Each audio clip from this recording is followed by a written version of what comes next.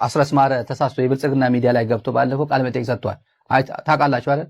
አስረስ ማረ አውቆ ነው አይደለም የብልጽግና ዩቲዩበር መሆኑ ካልገባው እነግረዋለን። ድጋሚ ወደዛ እንደዚህ አይነት ሚዲያ ከሄደ ግን እኛን ገጥመዋለን። አስረስን ዝም ብለን አልፈናል። ባለፈው ዝም ብለን ለምን ኢቲቪ አይቀርብም? አስረስ ማረ ፋና ቢቀርብ ይሻላል። ተመሳሳይ ነው። ወልቃይት የኔ ነው ስሙም ምዕራብ ትግራይ ነው የሚል ነው።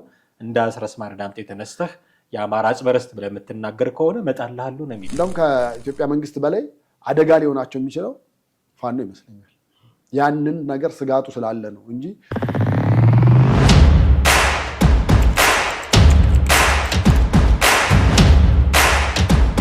ሰላም ጤና ይስጥልን። እንዴት አላችሁ ውድ ቤተሰቦቻችን? ይህ ዘኢትዮጵያ የዩቲዩብ ቻናላችን ነው። ቴዎድሮስ ካሳና ማህደገፋ እንደተለመደው በወቅታዊ ፕሮግራም ወደ እናንተ ተመልሰን መጥተናል።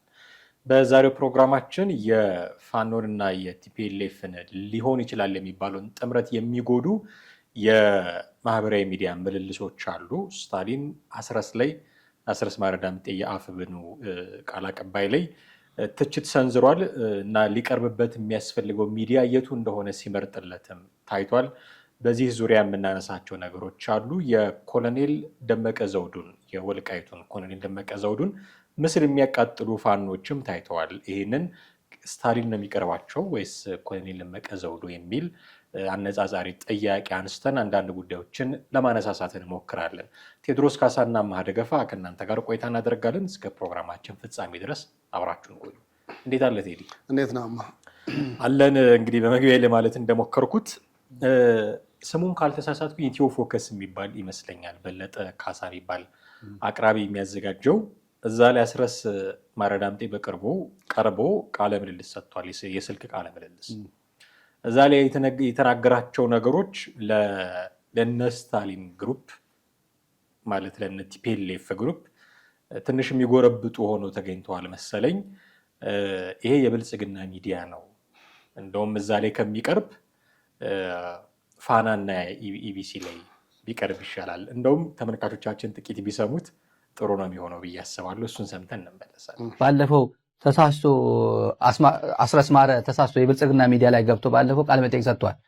ታውቃላችሁ አይደል? አስረስ ማረ አውቆ ነው አይደለም የብልጽግና ዩቲዩበር መሆኑ ካልገባው እነግረዋለን። ድጋሚ ወደዛ እንደዚህ አይነት ሚዲያ ከሄደ ግን እኛን ገጥመዋለን። አስረስን ዝም ብለን አልፈናል። ባለፈው ዝም ብለን ለምን ኢቲቪ አይቀርብም? አስረስ ማረ ፋና ቢቀርብ ይሻላል። ተመሳሳይ ነው። እና ልክ በሰማነው መልኩ ተሳስቶ ሄዶ ከሆነ ይቅር እንለዋለን፣ ከዚህ በኋላ አይሂድ። ሆን ብሎ ሄዶ ከሆነ ግን ከዚህ በኋላ እንገጥመዋለን አስረስ ማረ ዳምጤን የሚል ፍጥጫ የሚመስል ነገር የስታሊንና የአስረስ ፍጥጫ የሚመስል ነገር ቀረበ። ይሄ ነገር ከምን መጣ? እስካሁን የፈለገበት ሚዲያ ላይ ሄዶ የፈለገውን ነገር ሲናገር ሲያሞግስ ነበረ የምናውቀው። ስታሊንን ፋኖችን ሲያሞግስ የኔ ጀግናዎች ምናምን እያለ ሲያወድስ ነበረ የምናውቀው። እዛ ሚዲያ ላይ ሄዶ ምን ስለተናገረ ነው ስታሊን እንዴት ተንጨረጨረው ብዬ እኔ ከሚዲያው በላይ ንግግሩ እንዳበሳጨው ነው የተረዳሁት። ለዛም ይመስለኛል ከዛ በኋላ ደግሞ ወደ ሚዲያው መጥቶ ሚዲያውንም ወደ መስደብ ደረጃ የመጣው እንጂ አሁን ምናልባት ርዕዮት ቴዲ ጋር ቀርቦ ቢሆን ወይ እነ መሳይ ጋር ቀርቦ ቢሆን ኖሮ ሌሎች ሚዲያዎች ላይ ቀርቦ ቢሆን በዛ ልክ አይናገርም ነበር ብዬ ነው የማስበው። አንደኛ ያናደደው ንግግሩ ብቻም ሳይሆን የቀረበበት ሚዲያ አንደኛው ነው ብዬ ልል የቻልኩበት ምክንያቱ ምንድነው? ሚዲያው በእርግጠኝነት እኔ ከዚህ በፊት በሌሎች ስራዎች ብዙ ማናቀውም ነበረ። አሁን ከቅርብ ጊዜ ወዲህ በደንብ የሚታወቀው በለጠ ካሳና በላይ ማናዬ አብረው ሆነው ይሰሩበት ነበር። ኢትዮ 251 ካልተሳሳትኩኝ የሆነ ብቻ ስም ይዘው የጦርነቱ ጊዜ የሰሜኑ ጦርነት ጊዜ ዴይሊ አፕዴት ያደርጉ ነበረ ምናምን እና አንቲ ቲፒኤልኤፍ የሆነ አቋም እንዳላቸው በግልጽ መረዳት ትችላለህ። ከዛ ተነስቶ ይመስለኛል። አዎ ስለዚህ አሁን ሚዲያው ከዛ በኋላ ባለ ሂደት ነው። ግን እኔ ከሚዲያው በላይ የአስረስ ማረ ዳምጤ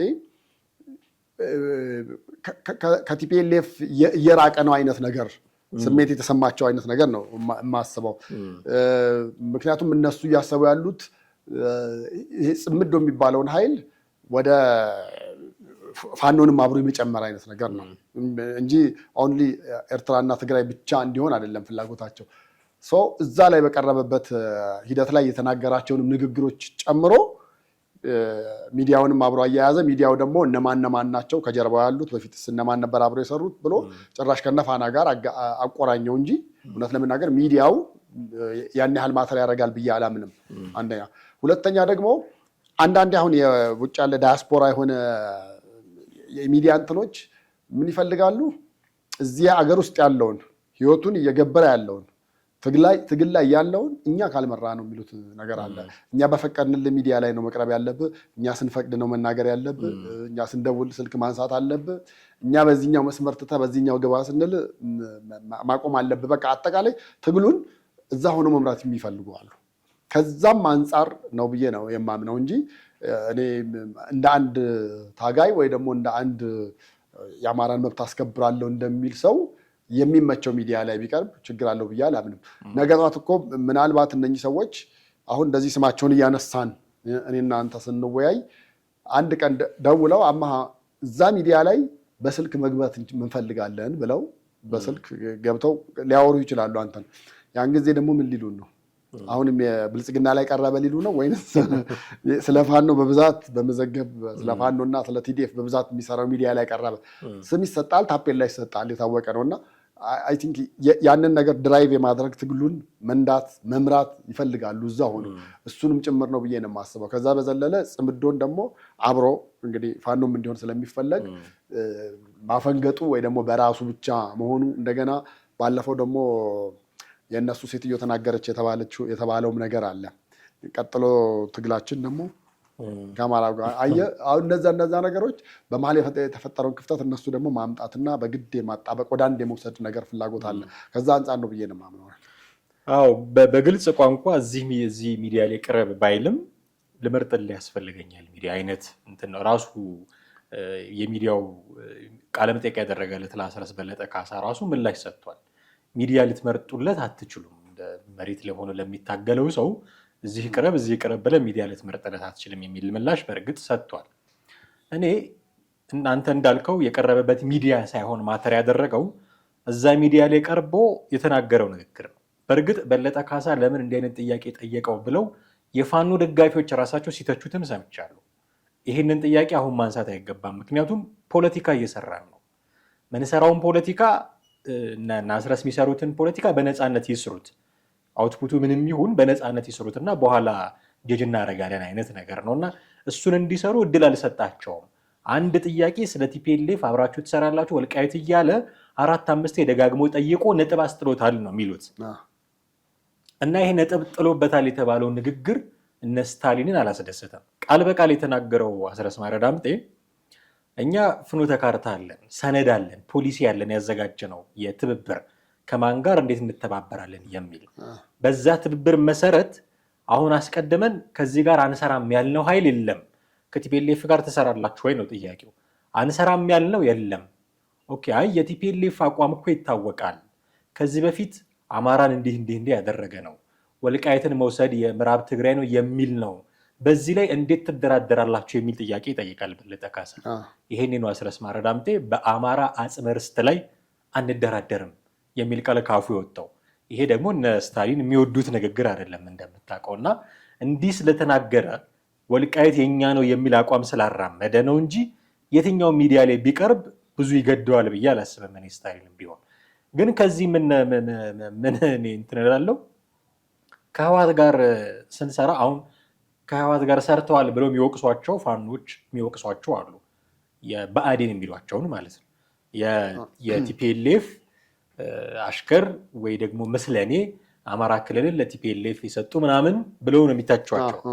አሁን ደግሞ ከቲፒኤልኤፍ ጋር እንሰራለን ሲሉ እንዴ እንደነደመቀ ልትሰሩ ነው?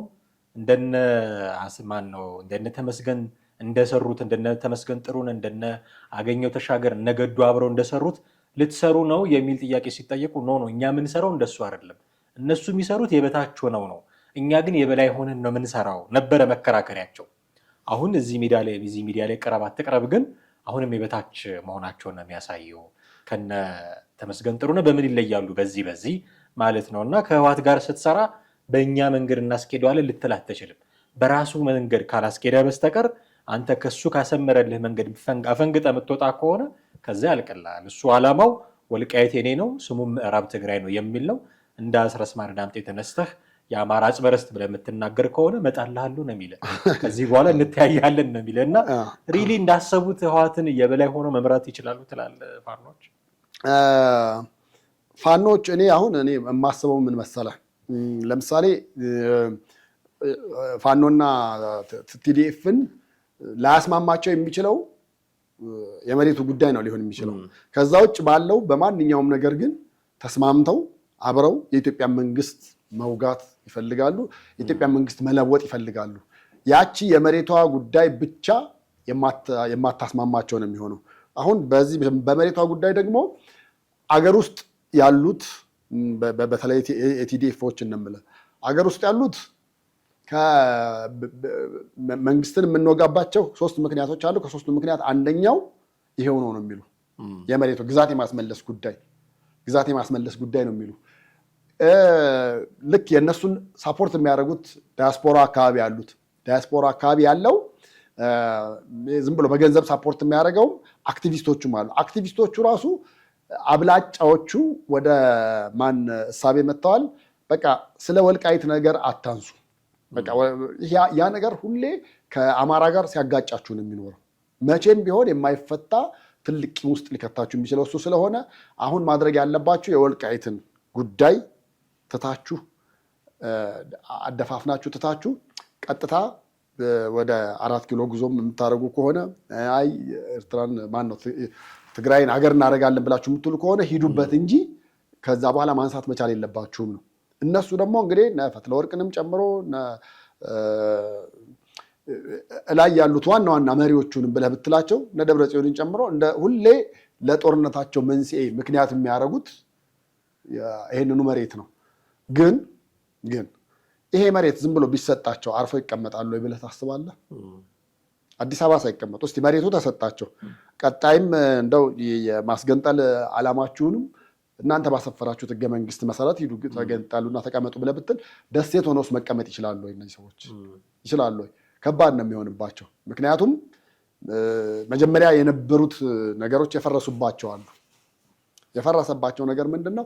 ለምሳሌ አሰብን ሲሰጡ ቀይ ባህርን ምናምን ከኢትዮጵያ ውጭ ሲያደርጉ ትግራይን ሀገር ካረጉ በኋላ ከዛ አንደኛው ወደብ እኛ ልንጠቀምበት እንችላለን ነው። ኢትዮጵያ እንኳን መጠቀም ብትፈልግ እንኳን በእኛ በኩል አልፋ ነው የሚል ህሳቤ ይዘው ነበረ። አሁን ግን ያ የመጀመሪያው ፕላን ኤ ፈረሰ። ለምን? ኢትዮጵያ የምታክል ትልቅ ሀገር በእጃቸው ሆነችና። አሁን ሁለተኛው ስልጣን በእጃቸው ሆኖ ተቀምጠው እያሉ ምንም ነገር ያልተሳካው ነገር አሁን ልክ ለውጡ ሲመጣና ጥግ ሲይዙ አንደኛ የመሬቱን ጉዳይ አነሱ። እሱም ሁለተኛ የጄኖሳይድም ጦርነትም ምናምን ብለው ብቻ ተሞከረ። እነዛ ሁሉ ነገሮች አልሳካ ሲሉ ነው አሁን ከፋኖ ጋር ደግሞ አብረው ጥምረትን የፈጠሩት። እና እኔ እንደማስበው ይሄ የመሬቱ ጉዳይ ብቻ አይደለም እንደው ከፋኖ ጋር ሊያስማማቸው የሚችሉ አሁን አጽመ ርስት ነው በሱ ጉዳይ አንደራደርም ምናምን የሚባሉ ቃላቶች መጡ። እነዛ ቃላቶች ላይ በእርግጠኝነት ከቲዲኤፍ ከህወሓት የሆነ ደግሞ ለዛች መልስ የሚሰጥ ከዚህ አክቲቪስት ሌላ ቢነሳና አጀንዳ ቢደረግ የሁለቱ ጥምረት አንደኛ ሙሉ ለሙሉ የራቀ ነው የሚሆነው። ሁለተኛ ደግሞ ጦርነቱ ከኢትዮጵያ መንግስት ጋር መሆኑ ቀርቶ የሁለቱ ጦርነት እርስ በርስ ወደ መሆኑ ይመጣል ማለት ነው። ያ ነው። በሶስተኛ ደረጃ ደግሞ አሁን ባላቸው አቅም ህወሓት ከኤርትራ ጋር የተለጠፈውም ወዶ አይደለም። ከኤርትራ ጋርም እየተዋጋ ከኢትዮጵያ መንግስት ጋር ቢዋጋ ምን አይነት ችግር እንደሚፈጠር ባለፈው አይቶታል። ሶስተኛ ደግሞ ፋኖ ሲጨመርበት ምንድን ነው የሚሆነው? ስለዚህ ከኤርትራ ጋር የሚኖረውን ነገር በፍቅር ይዞ ከዛ ቀጥሎ አሁንም ደግሞ ከፋኖ ጋርም የሚኖረውን ደግሞ በተቻለ መጠን አለሳልሶ የመሬቱንም ጉዳይ የአጽመ ርስቱንም ጉዳይ እነሱ ቢያነሱትም እኛ እናነሳውን ብለው አደፋፍኖ የተቀመጡ ነው የሚመስለኝ እንጂ እውነት ንግግሩ ተመችቷቸው አይደለም ሌሎቹም ዝም ያሉት። እሱ ያንን በተናገረ ሌሎቹም እሪ እያሉ በወጡበት ነበረ። ግን ምናልባት ከፋኖም ጋር መታኮሱ ጥይት መማዘዙ የበለጠ ዋጋ ያስከፍላቸዋል። የበለጠ ለህልውናቸው ጭምር እንደውም ከኢትዮጵያ መንግስት በላይ አደጋ ሊሆናቸው የሚችለው ፋኖ ይመስለኛል። ያንን ነገር ስጋቱ ስላለ ነው እንጂ እውነት ለመናገር የች መሬቷ ጉዳይ የአጽመ ርስቷ ጉዳይ ቀላል ሆና ነገር አይደለም ነው ብዬ ቀላል አይደለም። ስታሊንም እንዲህ ሪያክት እንዲያደርግበት ያስገደደው እሱ ነው። ግን እኔ የገረመኝ የአስረስ ማረ ዳምጤ ዝምታ ነው። አሁን ምላሽ እየሰጠ ያለው ራሱ በለጠ ካሳ የቀረበበት ሚዲያ አዘጋጅ ሚዲያ ልትመርጥላቸው አትችልም፣ መሬት ሆነው ለሚታገሉት ሰዎች የፈለጉበት ቦታ ሄደው ሀሳባቸውን ማንሸራሸር ይችላሉ የሚል ምላሽ ሰጠ። ሌሎች ግን ይልቅ በለጠ ካሳ ላይ መዝመትን የመረጡ አሉ።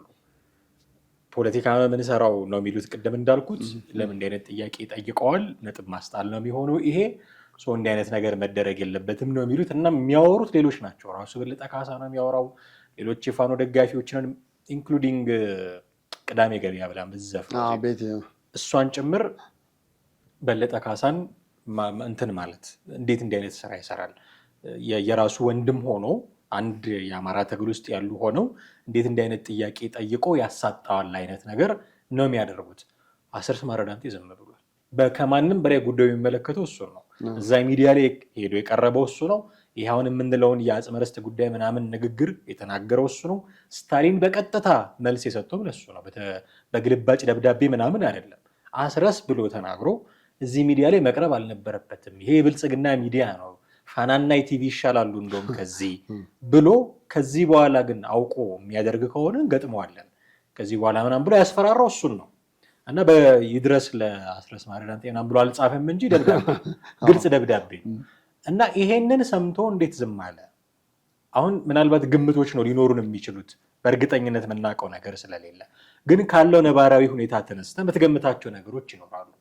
እንደለመደው አልሰማሁም ካለ ሳቄ ነው የሚመጣው። የሞንጆሪኖን ንግግር አልሰማሁም ብሎ ነበር። ይህ አዲስ አበባ ይጠብቁናል እና ፋኖና ኦላ አዲስ አበባ ይጠብቁናል አብረን እንገባለን ያለችውን አልሰማሁም ብሎ ነበር። እኔ ስለማላም ነው አሁንም ይህንን የስታሊንን ንግግር ጭራሽ አስረስ ብሎ ስሙን ጠርቶ ተናግሮ አልሰማውም ካለ በቃ በጣም በሳቅ የሚገል ሁኔታ ነው የሚሆነው። እና ለምንድን ነው ዝም የሚለው የሚል ጥያቄ እኔ ያለኝ። ምክንያቱም ስሙ ተጠርቶ ለራሱ ነው የተላከው ይሄ ነገር። ከዚህ በኋላ እዚህ ሚዲያ ላይ እንዳትቀርብ የሚል ማስጠንቀቂያ ነው። ቀጭን ትዕዛዝ ነው የቀረበለት። በነገራችን ላይ ይሄ ወደዚህም ወለም ዘለም ያለ ነገር አይደለም። እዚህ ሚዲያ ላይ በቃ እንዳትቀርብ አንፈልግም እኛ። ኦኬ ስታሊን ቢፈልግ ባይፈልግ አስረስ ምን ግዱ ነው ወጥቶ ይህንን መናገር የለበትም? ምንድነህ አንተ? እኔ የፈለግኩበት ሚዲያ ላይ መቅረብ እችላለሁ። የማምንበትን ሀሳብ ነው የማንሸራሽረው። ፋኖን ይጠቅማል የምለውን ነገር ነው የምናገረው። አማራ ክልልን ይጠቅማል የምለውን ነገር ነው የምናገረው። የፈለግኩበት ሚዲያ ላይ መቅረብ እችላለሁ። ይሄ መብቴ ነው። ይሄን መብቴ ልትጋፋኝ አትችልም የሚል መልስ አሁን ይጠብቅ ነበረ። እሱ ግን መጽሐፉም ዝም ቄሱም ዝም። አዎ እኔ ደግሞ በእርግጥ ዝምታው ለምንድን ነው? ያው አንዳንዴ እንደዚህ ያለ ነገር ስለአንተ የሆነ ነገር ሲነገር ዳይለማ ውስጥ የምትገባበት ልናገር አልናገር ብለህ በቃ አሻሚ ሀሳብ ውስጥ ትገባለህ። ብናገር ምንድን ነው ኮንሲኩዌንሱ የሚሆነው? ባልናገርስ ምን ሊመጣ ይችላል? ምን ሊፈጠር ይችላል? በደጋፊዎቻችን በኩል በዲያስፖራው በኩል እንደገና አንዱ ቀን ተጠንቅቆ ይሆናል። ቴዲ አሁን ጽምዶ የሚለው ነገር እንዲሰምር ኦኬ አስረስ በሚጠነቀቀው ልክ ስታሊን መጠንቀቅ እኮ አለበት። አሁን ዛቻ እኮ ነው የሰነዘረው። በቃ እንገጥመሃለን የሚል እሱ ሳይጠነቀቅ አስረስ ብቻውን ተጠንቀቁ አይሆንም። ይሄ ከመተባበር ኔቸር የወጣ ነው። ግን ለአስረስ የቀረበውን ጥያቄ ዝም ብሎ መውሰድ አሁን ለምሳሌ አንተን በቃ ከዚህ በኋላ ከአማህ ጋር ቁጭ ብለህ ፕሮግራም ስትሰራ እንዳላይ ቢልህ አንደኛ በመብትህ ሁለተኛ በስራህ ነው የሚመጣብህ። መብትህን ነፍጎህ ገንዘብ የምታገኝበትን ስራ ነፍጎ አይሆንም። ግን ከፍሎ እስከሆነ ስታሊን ከፍሎት ሊሆን ይችላል። ከፍሎ ሌላ ሚዲያ ሊወስደው ይችላል። ከዛ ውጭ እሱ ቢዝነስ ነው የሚሆነው። አሁን አብሮ መስራት ምናምን ሳይሆን ቢዝነስ ነው የሚሆነው። በቃ የተሻለ ክፍያ ካገኘው ሌላ ቦታ ሄጄ እሰራለሁ ምናምን ቢዝነስ እንጂ የጽምዶ ጉዳይ አይደለም እዚህ ጋር የሚሆነው። እዛ ላይ የተቀርብና ዋ ግን ማስፈራሪያ ነው። እኔ ልንገርህ፣ ይልቅ ጎንደር በነበርንበት ጊዜ ከተማ ውስጥ እንደዚህ ሻይ ቡና እየጠጣን እዛ አካባቢ ያሉ ልጆች ሲነግሩን ምን አሉ መሰለህ? ምንድነው ኖፒስ ኖዋር ነው ነገሩ እኮ አልናቸው። ከፋኖ ጋር ምንም ጦርነትም የለም ሰላምም የለም።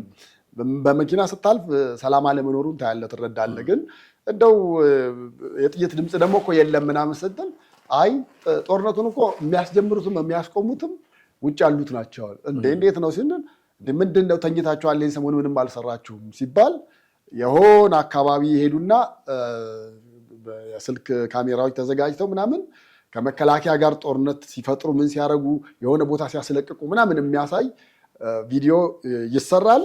የምርም ጦርነት ውስጥ ይገባሉ። መረጃው ውጭ ላሉ ሚዲያዎች ይተላለፋል። ከዛ በኋላ ገንዘቡ ይመጣል። ከፋይ ነው ቅድም ያልኩ እሱ ነው።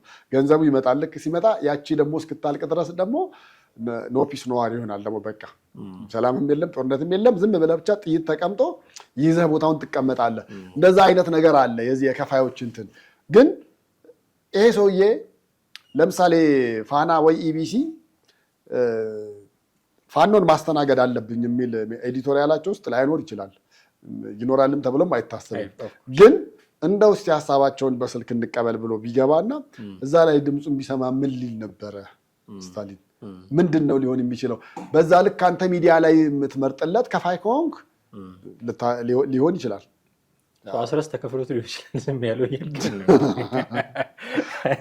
ሌላ ጉድ እንዳታመጣ። አንድ ግን ማነጻጸሪያ እናንሳ። ምናልባት እኛ እያወራን ኤዲተራችን ሊያሳይ ይችላል ምስሉን።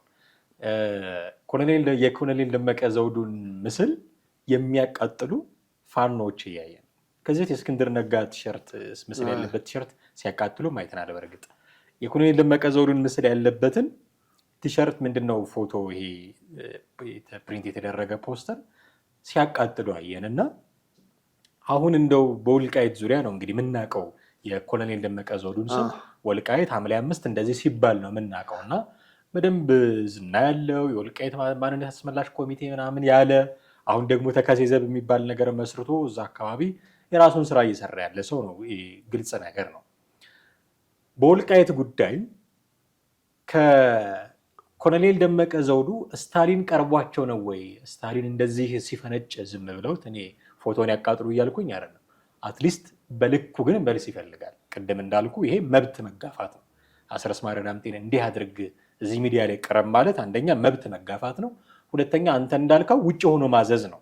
እና ውጭ ሆነ እንኳን ስታሊን የቲፒኤልኤፍ ቀርቶ እኛን ፋኑን የምትደግፉትም ሰዎች እኛን የምታዙበት መንገድ ሊኖር አይችልም እኮ ማለት አለባቸው። ምክንያቱም የሚዋጉት እዚህ መሬት ያሉት እነሱ ናቸው። ጥይት ሊመታቸው ከመታቸው እንግዲህ እና አስረስን ይመታቸዋል ብዬ አላስብም። ተዋጊውን ሊመታ የሚችለው እና ከመታቸው እነሱ ነው ይመታቸው። ውጭ ሆኖ እንዲያርጉ ማለት እንኳን ስታሊን እና ሀብታሙም አይችሉም እኮ ነው አይደለ ሎጂኩ። እና ተሻግሮ ሄዶ ስታሊን እንዲህ አድርጉ ማለት አይችልም። እንዲህ አድርጉ ማለት የማይችለውን ሰውዬ ሚዲያ ሲመርጠላቸው ዝም ብለውት ኮሎኔል ደመቀ ዘውዱ ተከዜ ዘብ ስላቋቋመ ከቲፒኤልኤፍ ጋር አብረን አንሰራም ስላለ እነሱ ታሪካዊ ጠላቶቻችን ነው ስላለ ፎቶውን ማቃጠል ተገቢ ነው ወይ? ማን ነው የሚቀርበው? ስታሊን ነው የሚቀርበው? ደመቀ ዘውዱ ነው የሚቀርበው? ይሄ እንግዲህ አሁን በጣም አእምሮ ላለውና ለሚያመዛዝን ሰው ኮሎኔሉ ነው የበለጠ ሊቀርባቸው የሚችለው። በብሔርም በአካባቢም የተነሱበትም የትግል እንቅስቃሴ ሁሉ ነገር ከለውጡ በፊትም የነበረውን በኋላም ያለውን ብዙ ነገሮችን ስታይ የበለጠ የሚያቀራርበው ኮሎኔል ደመቀ ጋር ያላቸው ነው። የበለጠ ስጋነቱ፣ ዝምድናው፣ ዘሩ ምናምኑ ብለህ ልትል የምትችለው ግን የእሱን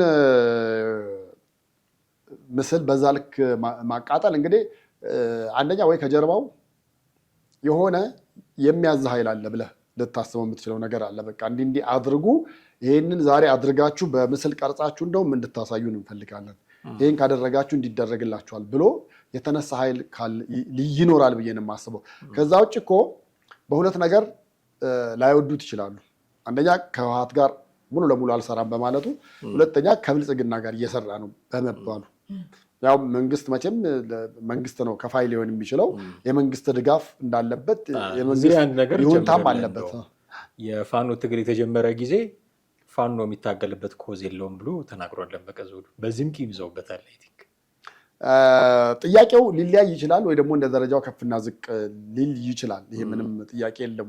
ብዙዎቹ እኮ የለውጡ ሰሞን እኮ ከውጭ የነበሩትም እዚህ ሲመጡ ጫካ የነበሩትም እኮ እዚህ ሲመጡ በቃ ለለውጡ በጣም ጨፍረዋል፣ ሆይ ብለዋል።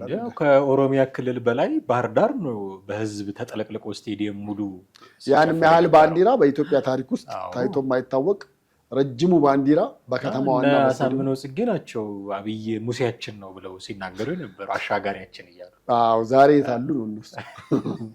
እና እነዚህ ነገሮች ያው የሀሳብ የአመለካከት ለውጥ ሊኖር ይችላል የሰው ልጅ ሆነ ግን ምናልባት አንተ እንዳነሳኸውም እንደ ሶስተኛ መንገድ ኮሎኔሉን ለመጥመድ ለመጥላት ምክንያት ሊሆናቸው ይችላል። ይሁን እንጂ ወደዱም ጠሉም የሚቀርባቸው ግን እሱ ነው። በዓላማም ምንም አሁን እኔ እነ ስታሊን በዚህ ደቂቃ በዚህ ቅጽበት መገለባበጥ ይቻላል ምናምን ነገር ብለህ እንደምትለው አይነት ነገር ነው። በፊት በዚሁ መሀል ከተማ ነበረ ቤተ ክህነቱ አካባቢ ሆኖ ሲያምስ ነበር። ከዛ በኋላ ውጭ ከሄደ በኋላ ደግሞ ብሔርተኝነቱን አጉልቶ ሌላ ነገር አምጥቶ ከትግራይ ጋርም ሊኖር ቤተክርስቲያንን ወክሎ ዓለም አቀፍ ስብሰባዎች ላይ ይሳተፍ ነበር የሚል መረጃ ዳንኤል ክብረት የሆነ መረጃ አጋርቶ አይቻለሁ። ምንም ቤተክርስቲያኒቱ ምንም እውቀት የለውም የቤተክርስቲያን አይ ቲንክ የመንግስት ጆሮ ጠቢ ሆኖ የሚሆን አላውቅም ብቻ ይሳተፍ ነበር እና ቤተክርስቲያንን ወክሎ ስታሊን ሲሄድ ማሰብ ነው እንግዲህ። እነዛ ነገሮች አሉ። አየህ የሆነ ነገሮችን ስታወጣ አብሮ ሌሎች ከጀርባ የሚወጡ ነገሮች አሉ፣ ጉዶች አሉ፣ ሌሎች ነገሮችም አሉ። እነዛን ነገር ይዘህ እናንተን ብለህ አንተ እዚህ ጋር ዛሬ መተህ አዛዥ ስትሆንና ከሌን እንዲያርጉ ከሌን በዚህ ውጡ በዚህ ግቡ ምናምን እያል ጭራሽ የፋኖን ትግል ለመምራት ማሰቡ እኔ እንደው ቲዲኤፍ ውስጥ አሉ ብዙ ኃይል አለ። ለምሳሌ አርሚ ሰባ የሚባለው አለ፣ የቲዲኤፍ አለ፣ እንደገና ህወሓት አለ። እዛ ውስጥ ያሉትን ሳልሳይ ወያኔ እነዚህን ልምራ ብሎ ቢል ስታሊን ችግር የለም ያው ብለህ ልትለው የምትችለው ነው። ነገር ግን እዚህ ፋኖ ትግል ውስጥ መጥቶ እንደገና አስረስን በዚህ ሚዲያ መቅረብ የለብህም፣ ይሄን መናገር አለብህ መናገር የለብህም እያለ የሚናገረውንም ነገር እንግዲህ ጋዜጣዊ መግለጫ የቀረው ነገር ምንድን ነው? በሚቀጥለው ደግሞ እምልክልህን አንብበው እኔ እምልክልህን ማንበብ ይቻላል የሚሉ እንደዛ ነው ሊሆን የሚችለው። ከዛ የዘለለ ነገር ሊሆን አይችልም። ከኮሎኔሉ ጋር ደግሞ ሊኖራቸው የሚችለውንም ነገር እኔ የበለጠ እንደውም ከኮሎኔሉ ጋር ጸብ እንዲኖር እነዛ ይፈልጋሉ ብዬ ነው የማስበው። በተለይ የትግራይ አክቲቪስቶች ሁሉም ሊፈልጉ ነው የሚችሉት። ምክንያቱም ከቲዲኤፍ ጋር አልተባበርም ማለቱን እንደ አንድ ምክንያት ሊያነሱ ይችላሉ። ሁለተኛ ደግሞ ተከዜን አላሳልፍም ያላቸው እሱ ነው። ተከዜ ዘብሎ እዛ ታጣቂ መጥቷል። ከዛ በኋላ የህወሓት አንድም ታጋይ አንድም ታጣቂ በዛች መስመር አትረግጥም ተብሎ መስመር የተዘጋባቸው ናቸው። ስለዚህ እነሱ እኮ በተቻለ አቅም በተቻለ መጠን ኮሎኔል ደመቀን ማስወገድ ወይ ደግሞ ማስጠላት በአማራ ህዝብ ዘንድ ማስጠላት ቢቻል ከፋኖ ጋርም ግጭት ሁለቱም ግጭት ፈጥራ እንዲያስወግዱት ማድረግ ደረጃ ድረስ እንዲደረስ ግፊት ሊያደርጉ ይችላሉ ብዬ ነው የማስበው ስታሊን እንጂ ይሄ እንዲያው በቀላሉ እንደምናየው ይሆናል ብዬ አላስብም። ነገሮች እየተካረሩ ይሄዱና በኋላ ጭራሽ እሱ ላይ እርምጃ መውሰድ አለባችሁ የሚል ትዕዛዝ ከስታሊን አንደበት ነገ ከነገ ወዲያ እንሰማለን። እንግዲህ ሆኖ የኮሎኔል ደመቀ ዘውዱን ምስል የሚያቃጥሉ ፋኖችን እስከ ማየት ደረጃ ደርሰናል። ይሄ በጣም ብዙ ነገሮችን ሊነግረን ይችላል። የትግሉን ተፈጥሮ፣ የትግሉን ባህሪ፣ ከመንግስት ጋር የተነካካን ነገር ሁሉ ምን እንደነካው እንጨት መጠየፍ ሁሉ ደረጃ እንደተደረሰ ነው የሚያሳየን። ከዛ በተቃራኒው ደግሞ መንግስትን የሚቃወም ነገር አካል ሁሉ ምንም ቢያደርግ ወልቃይት የኔ ነውም ቢል ሚዲያ ቢመርጥልህም ወዳጄ ነው ብሎ የመቀበል አይነት ነገሮችን እያየን ነው። እስከ መች እና እስከ ምን ሁኔታ ያደረሳቸዋል ይሄ የሚለውን እንግዲህ ጊዜ የሚፈታው ጉዳይ ነው። አዳዲስ ነገሮች ሲመጡ እንዲብቅ እያልን እንግዲህ ለተመልካቾቻችን ማድረሳችንን የምንቀጥል ነው የሚሆነው። እጅግ አድርጌ አመሰግናለሁ። ውድ ቤተሰቦቻችን እናንተም ከኛ ጋር ነበራችሁ ቆይታ እጅግ አድርገን ነው የምናመሰግናችሁ። የዛሬው ፕሮግራማችንን እዚህ ላይ እናበቃለን። እንደተከታተላችሁት በርካታ ነገሮችን አንስተናል። የእናንተ ሀሳብ ምንድን ነው? ባነሳናቸው ሀሳቦች ላይ በጨዋ መንገድ ሀሳቦቻችሁን ብታጋሩን እጅግ ደስ ይለናል። ቻናላችንን ሰብስክራይብ ማድረግ፣ የደወል ምልክቱን መጫን፣ ቪዲዮቻችንን ሼር እና ላይክ ማድረግ ደግሞ እኛ ከእናንተ የምንጠብቀው የትብብር ስራ ነው። እሱን ሁሉ ስለምታደርጉ አስቀድመን እጅግ አድርገን ልናመሰግናችሁ እንወዳለን። የዛሬውን ፕሮግራማችንን አብቅተናል። ቴዎድሮስ ካሳና አማሃ ደገፋ ነበርን። በሚቀጥለው በሌላ ርዕሰ ጉዳይ እንጠብቃችኋለን። ጤና ይስጥልን።